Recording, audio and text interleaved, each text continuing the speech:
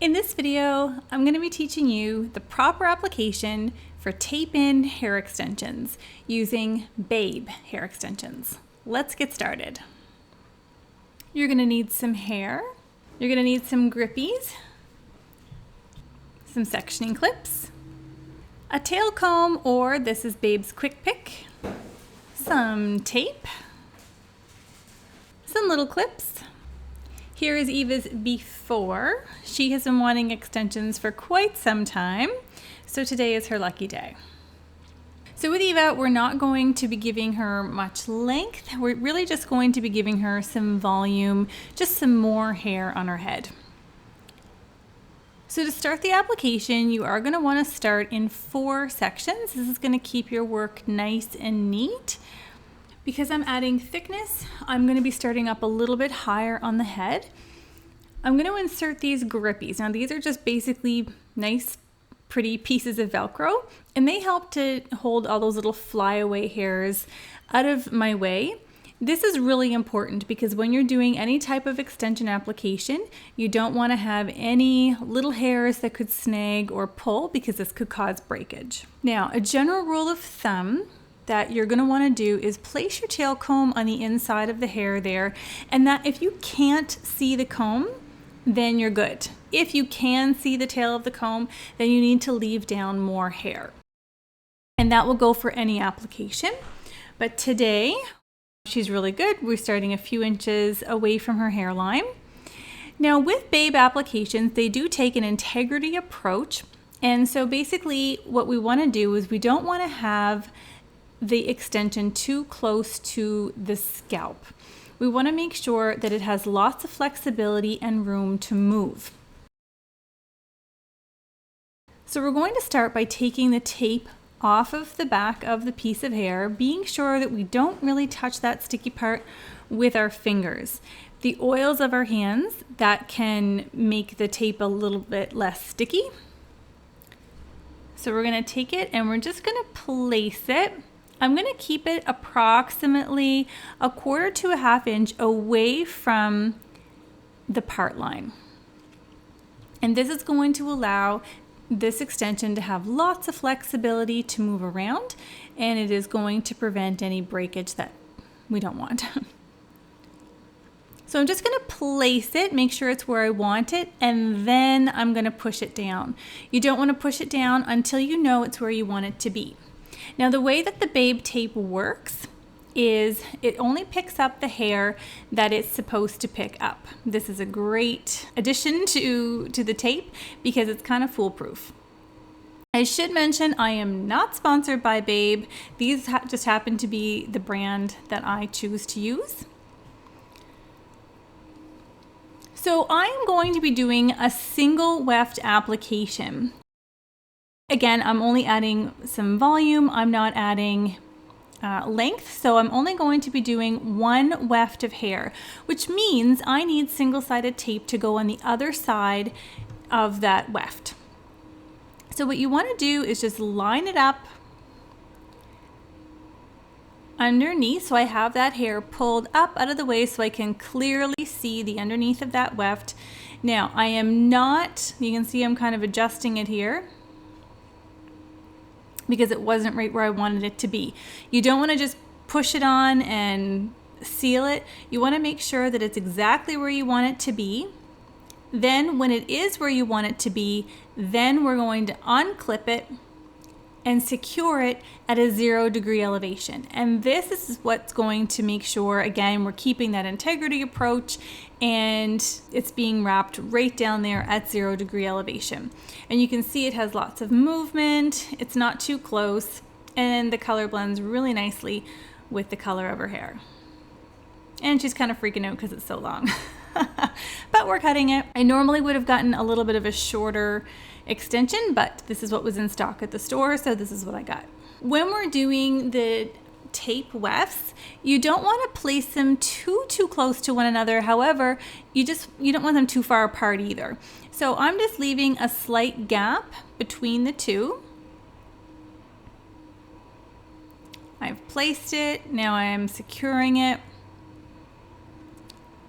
And now I'm going to pick it up, and only what's there I'm going to use. And I'm going to use my tail comb to get rid of any of those little flyaways. This is so important, such an important step. You don't want to have any flyaways that could snag or catch. Remember, these are going to be in for approximately 4 weeks before they're going to get moved up. I'm going to clip that out of the way. I'm going to go underneath with my piece of tape. Line it up ever so carefully. So there it is, it's all lined up, but you can see it is not secure, which is exactly what I want. I don't want to secure it until I'm holding it straight down. Okay, so now I'm going to do one more on the other side, and that's going to complete that row. So the same rule will apply on the sides as it did on the underneath. You don't want to be able to see a tail comb through it. So if I put my tail comb in there and I pulled the hair back, you shouldn't be able to see it. And that's going to ensure that when Eva wears her hair back or up, she's not going to be able to see those wefts in her hair. So you can't see it, so she can pull her hair up. No problem. This is exactly what we want.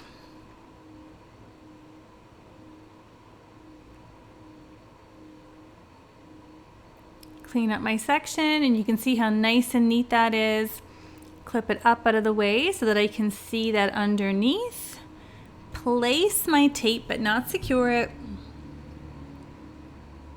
Flip it back down. Now secure it at a 0-degree elevation. If I was going to be adding length, or if I wanted to do a lot of thickness, or if her hair was quite a bit thicker, I would be using a weft on top and a weft on the bottom instead of using the single-sided tape. But the single-sided tape is perfect for Eva because of the density of her hair. So she has, I guess, a medium density, but her hair is quite fine. And so in order for her hair to be able to withstand the weight of the weft, only one weft is what we chose to go with. So I have it all sectioned off again. I'm going to place my little Velcro grippies in there to make sure that it's nice and secure and no flyaways are there.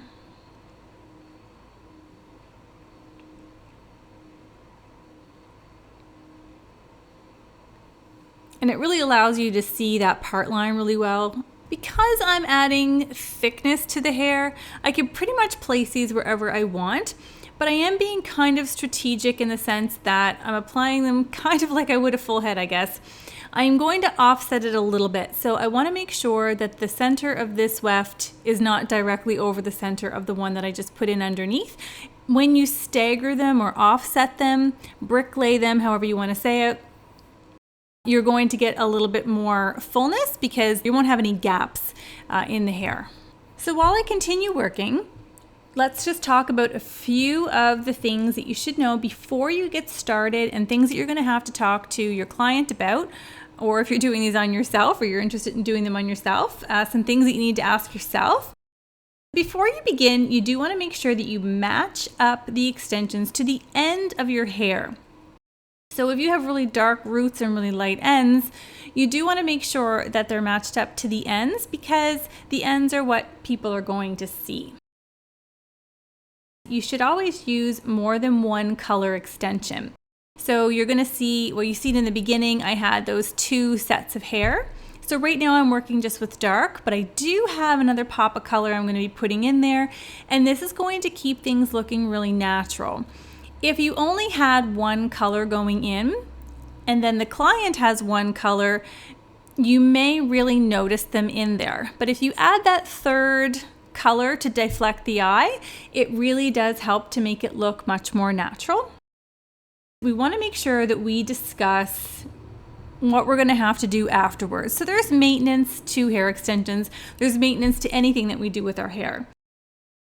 It is important to explain you don't want your client to wash their hair for approximately 24 to 48 hours after their application with the tape. This is because we really want to make sure that that tape is secure. Look, you can see how nice it's filling in. Oh, I'm loving it already.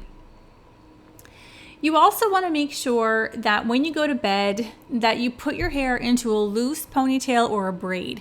And this is just going to help them from roughing around, getting snagged, anything like that. You just want to kind of keep them nice and neat. You do want to avoid salty or chlorinated water. So if your client is an Olympic swimmer, hair extensions may not be a good option. Sometimes clients will get rid of their extensions maybe for the summer if they know that they're going to be in the pool a lot, and then they'll return to them in the fall. You also want to avoid any oils or sprays at the root or around that weft. You do want to make sure that those are only being applied to the mid shaft and the ends of the hair. And lastly, we want to make sure that we're using a sulfate-free shampoo on hair extensions. Hair extensions are chemically processed, just as some of our own hair is, but sulfates can cause them to just lose their luster a little more quickly.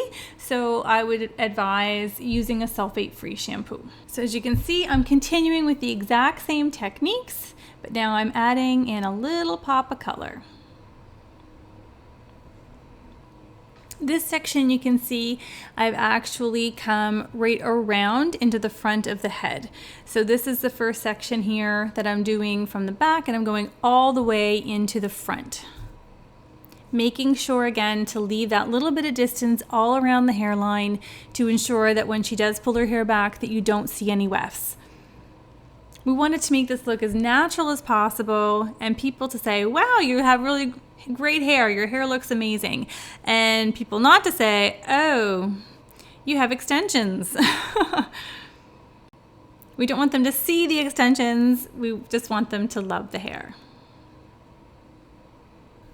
So now just one more row of the darker color, and this is going to really help to blend out and soften that blonde that's in there. We don't want it just to go bam blonde. We want to make sure that it stays soft. So we're just going to add another row of the dark. I am right at the top of the parietal ridge. I'm about as far up as you're ever going to want to go on the head with a tape-in extension.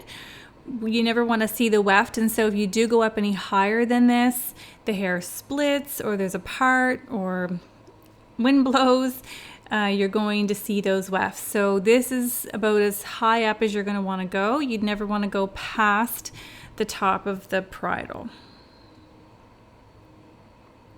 Okay, so here is the last part of doing extensions, and one of the most important things you can do is the cut.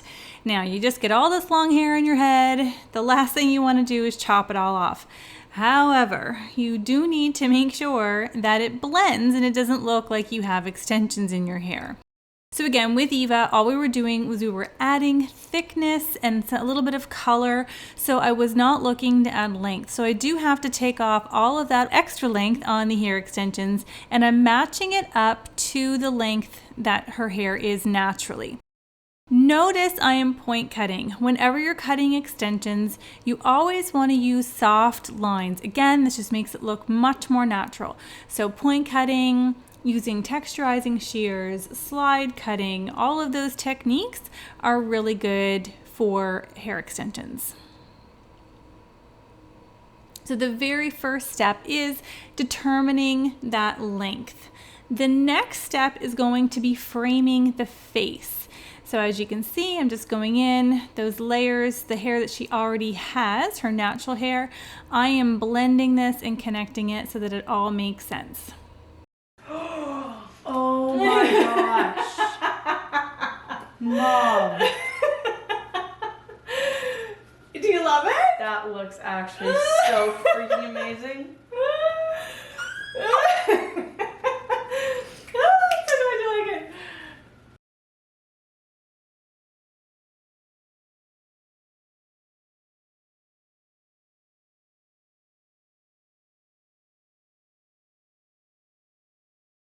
If you're interested in learning some more texturizing techniques, you can check out this video right here. This will really up your game in all of your hair cutting, but if you are doing any hair extensions, texturizing is really, really important. I hope you enjoyed the video. Thank you so much for watching and have a great hair day.